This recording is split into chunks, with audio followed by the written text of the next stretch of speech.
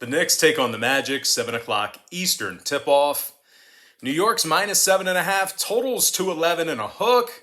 And if you want to see which one of these free YouTube picks on my channel that I'm actually betting on personally, there's only one way to do that, and that's to sign up for a membership on my website at brockpage.com.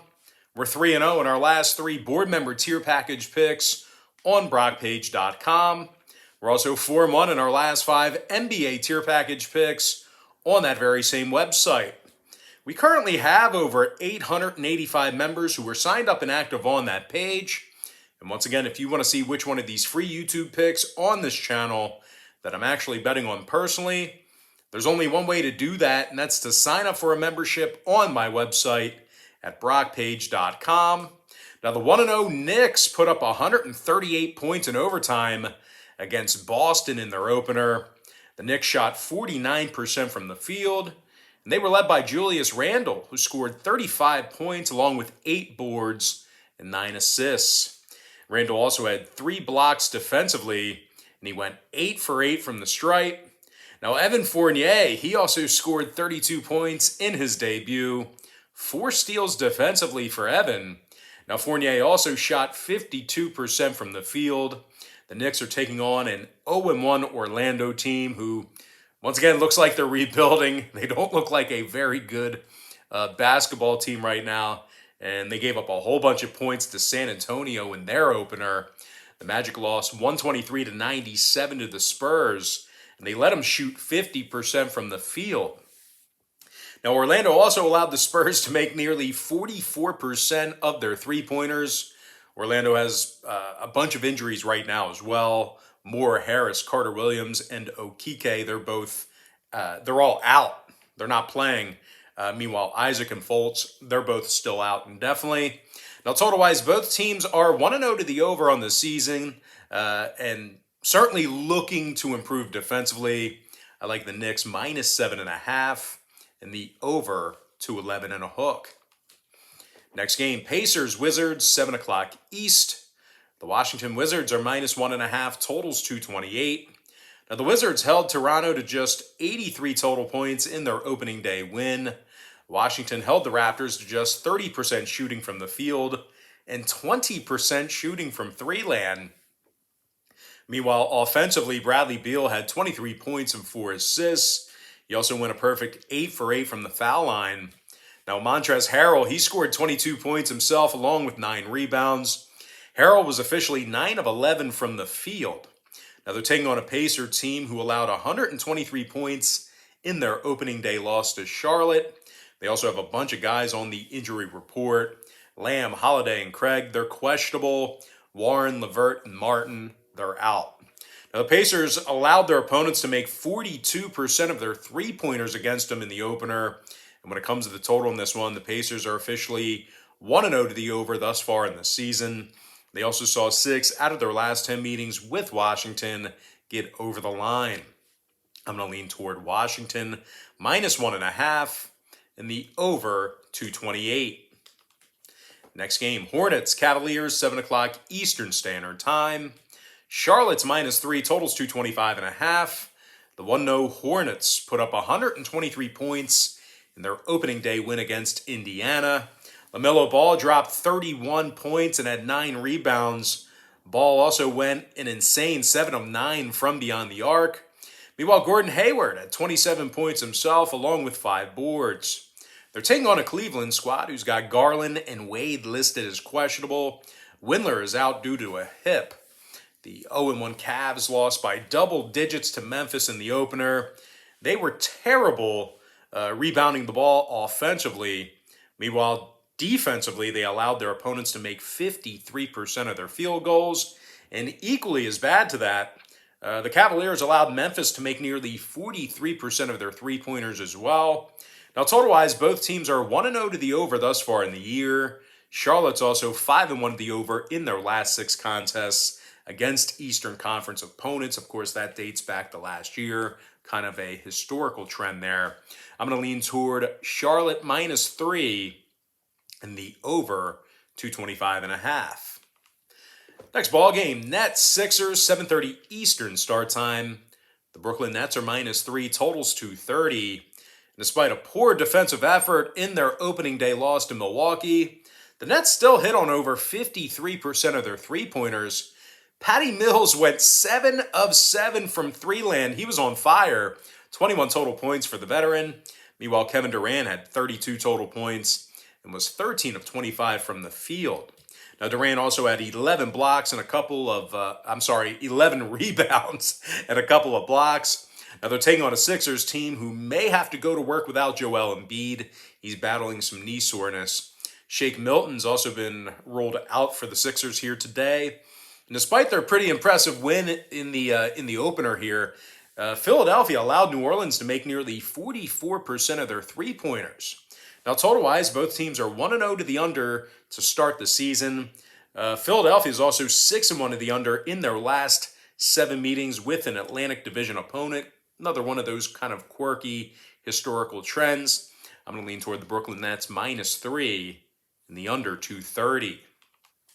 Next game, Raptors, Celtics, 7:30 Eastern tip-off. Boston is -6.5, totals 218. The Celtics really struggled defensively in their opening day loss to New York. They struggled rebounding the ball defensively, and they also let the Knicks make 49% of their field goals. Horford, Smart, Richardson, and Pritchard, they're all questionable for tonight's ball game. Meanwhile, offensively, Boston made only 41% of their field goals. Now, they're taking on a Toronto team who played very well defensively despite their loss in the opener. Toronto allowed only 98 points, and they held the Knicks to a pitiful... was it the Knicks? No, it's not the Knicks. They held their opponents to a pitiful 18% shooting from beyond the arc. Van Fleet and Anunoby, they each had a couple of steals in the contest. They also ended up, they both ended up with double-digit points. Now, total-wise, Toronto saw their opener stay under the line. 6 out of their last 10 meetings with Boston also stayed under the number. I'm going to lean toward Toronto +6.5 and the under 218. Next contest, Pelicans versus the Bulls, 8 o'clock Eastern start. The Chicago Bulls are -7, totals 221.5. Despite a solid defensive effort in their opening day win, the Bulls really struggled to put up points on the board. Chicago finished with only 94 points in the opener, and they shot only 30% from downtown. Now, White is still out indefinitely. Williams is questionable.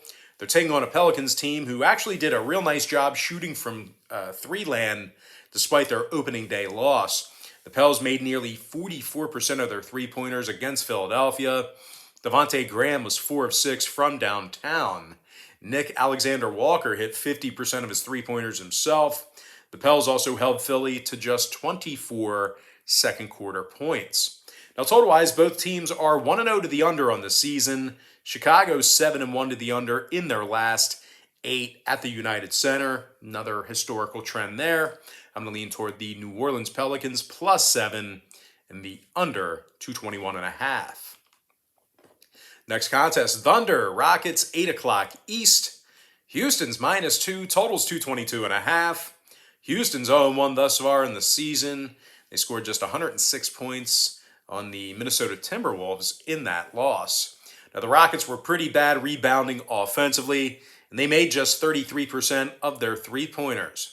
Meanwhile, defensively, the Rockets allowed Minnesota to shoot nearly 43% from beyond the arc.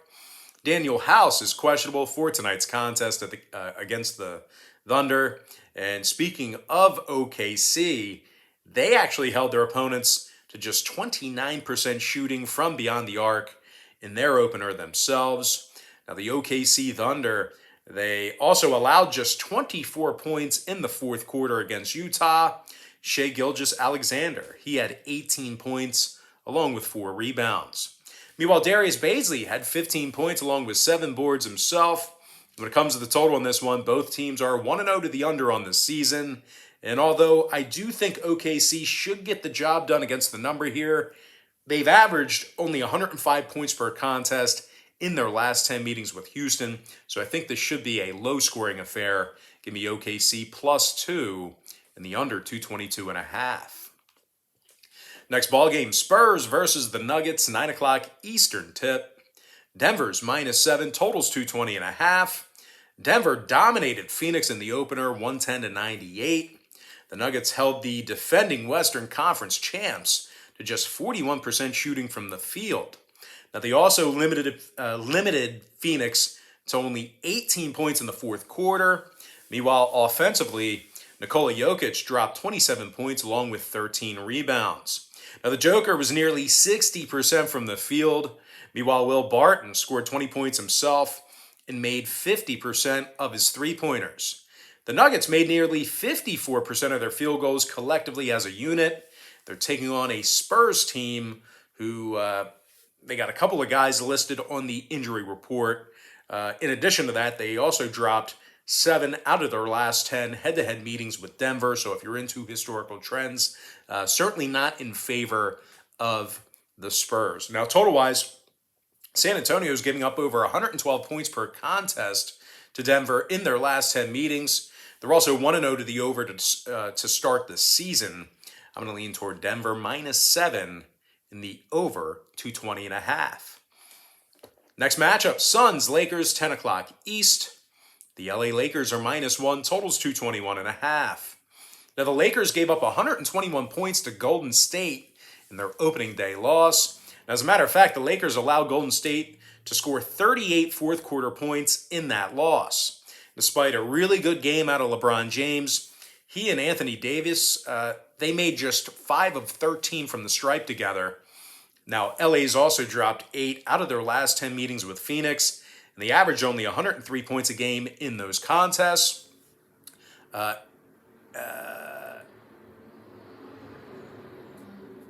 Anyway, moving on. They're looking to bounce back after a tough opening. What am I talking about here? The Suns. They had a tough opening day loss to Denver. They're looking to bounce back. The Suns did do some things well, like scoring 38 points in the second quarter in the opener. Miles Bridges had 16 points and 5 boards for Phoenix. Meanwhile, Chris Paul had 15 points and double-digit assists. Now, CP3 was also 55% from the field and made 2 of 4 from beyond the arc. Now, total-wise, 6 out of these teams' last 10 meetings did fall under the number. And although I'm leaning toward Phoenix in this one, they averaged only 105 points per contest in their last 10 meetings with the Lakers. I'm going to lean toward Phoenix +1. And the under 221.5. And with that, guys, now it's time for our next and final matchup.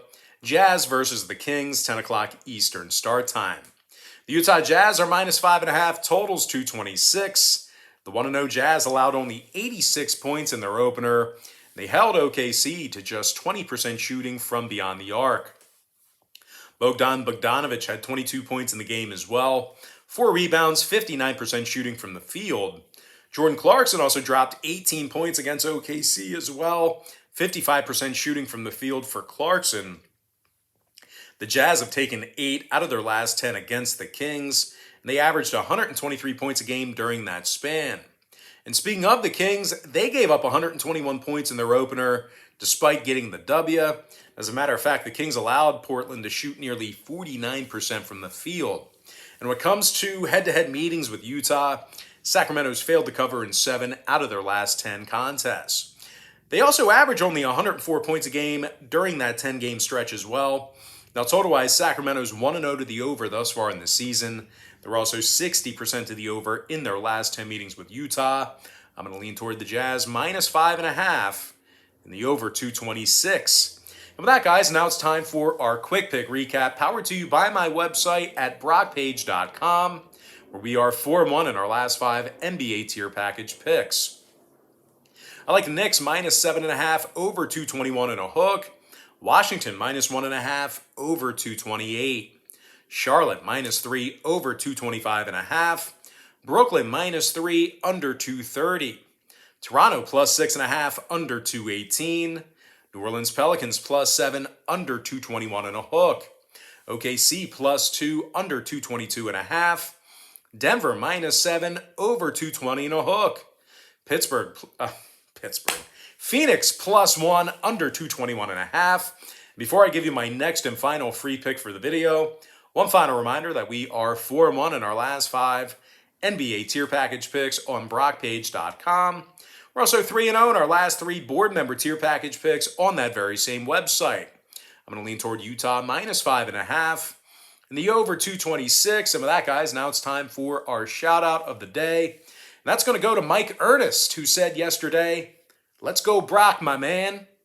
All right, guys, that's going to do it for me. Don't forget to check me out on brockpage.com. Now, if you guys do end up getting a membership here today on that website, just keep in mind, you're going to get billed the day you sign up and then the first of every month following that. So if you do end up getting a membership on brockpage.com here today, you're going to get access to that content through the end of October. I do always tell folks in every video, the earlier in the month you sign up, the better. But most importantly, guys, got to thank you for joining me right here on YouTube.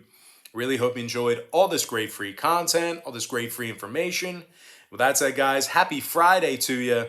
Best of luck to you. And I look forward to seeing you later on today on my website at brockpage.com.